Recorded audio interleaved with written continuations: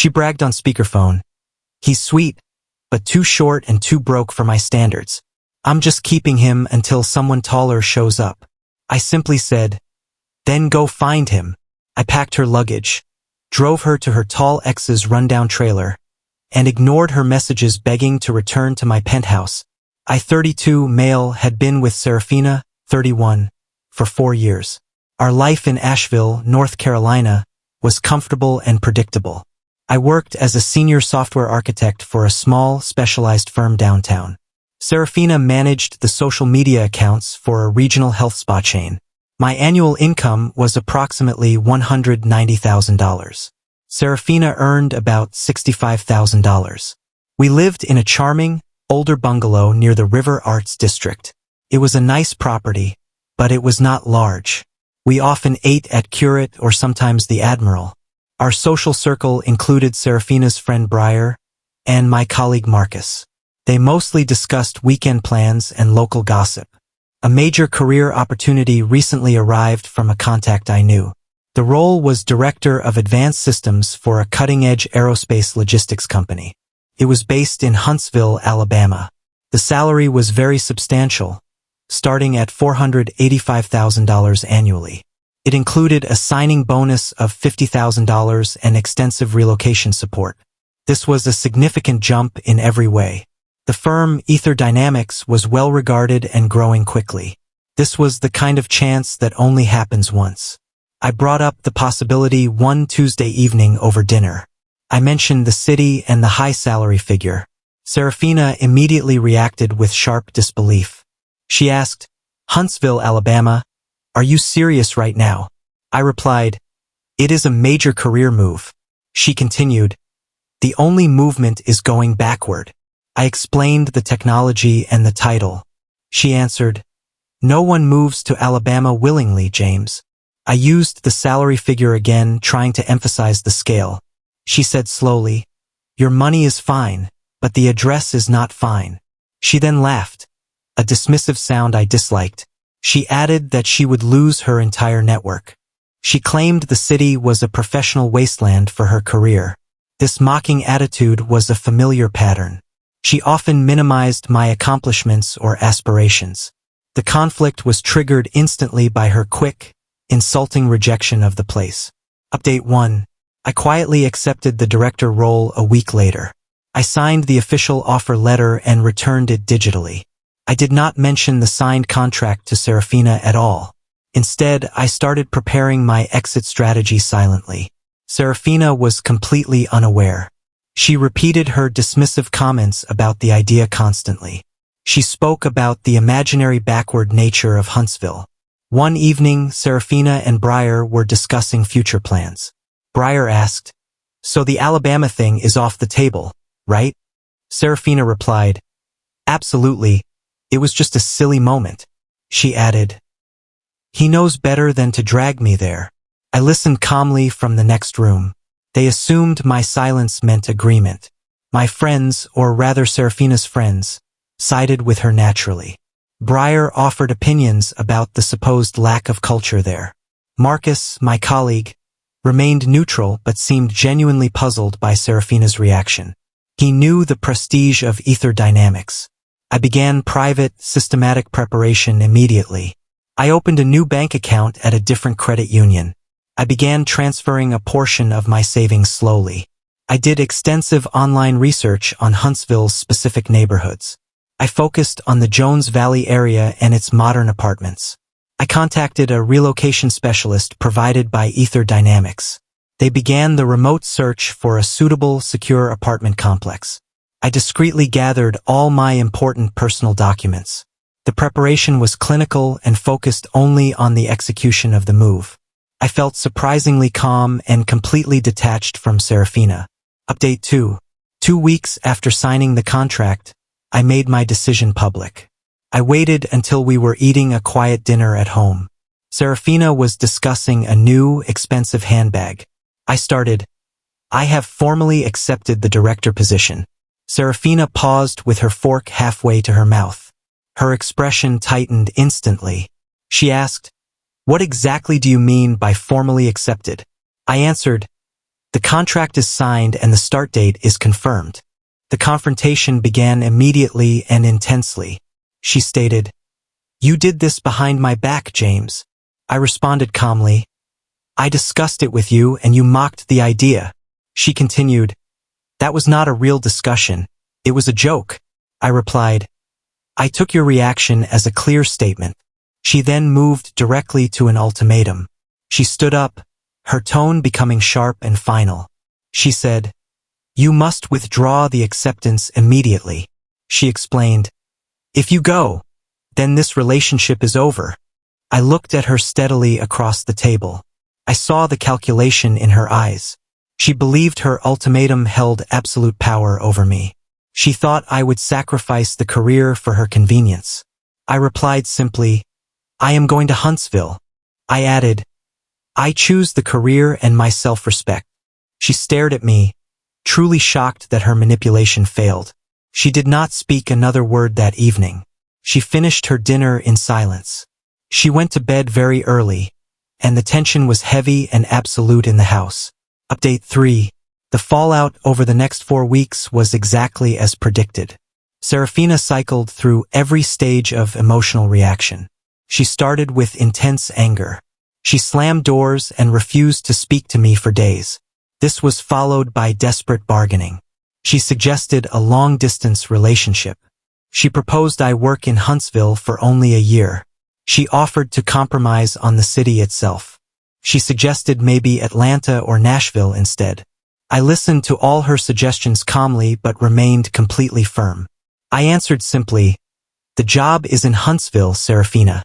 I replied, "I am committed to this specific opportunity." The bargaining eventually transitioned into denial. She acted as if the move was not happening at all. She continued making social plans for the next month in Asheville.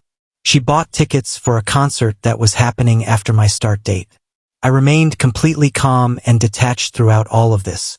I did not engage in any arguments or emotional outbursts. My only focus was logistical execution. Moving day arrived 6 weeks after my announcement. I had hired a professional moving crew. I had packed all my belongings into numbered, categorized boxes. Serafina was conveniently absent the entire day. She claimed she had an emergency spa event scheduled. The bungalow felt oddly quiet and sterile without her presence. I left her a brief, polite note. I wished her success in her chosen city. I drove away in my 2019 Toyota Camry, packed with essential items. The car felt heavy with all the changes. My first detailed view of my new life was very satisfying. I arrived in Huntsville to a sunny, modern city atmosphere. I drove directly to my new apartment in Jones Valley. It was a high-end unit with 950 square feet of space. The windows offered a spectacular view of the surrounding green hills. The new job at Ether Dynamics was demanding but exhilarating.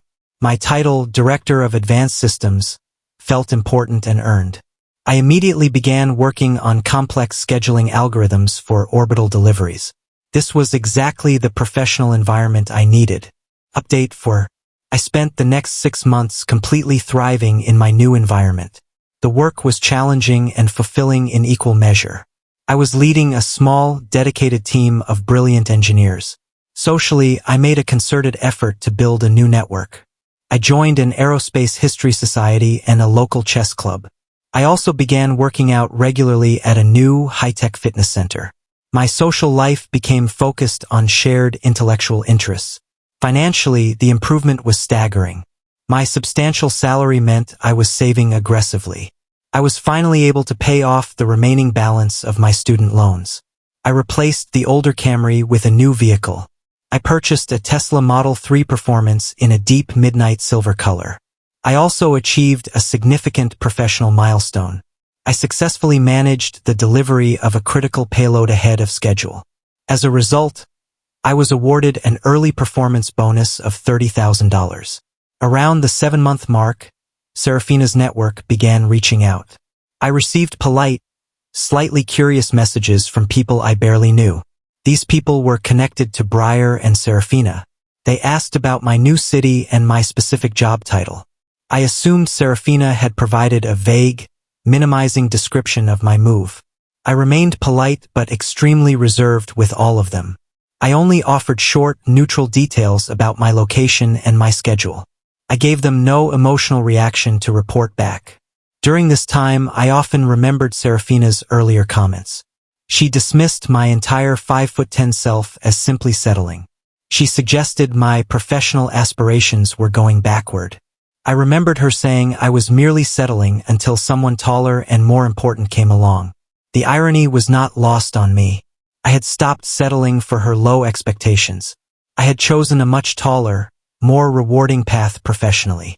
I was no longer an option she kept on the back burner. This memory strengthened my resolve further. Update 5.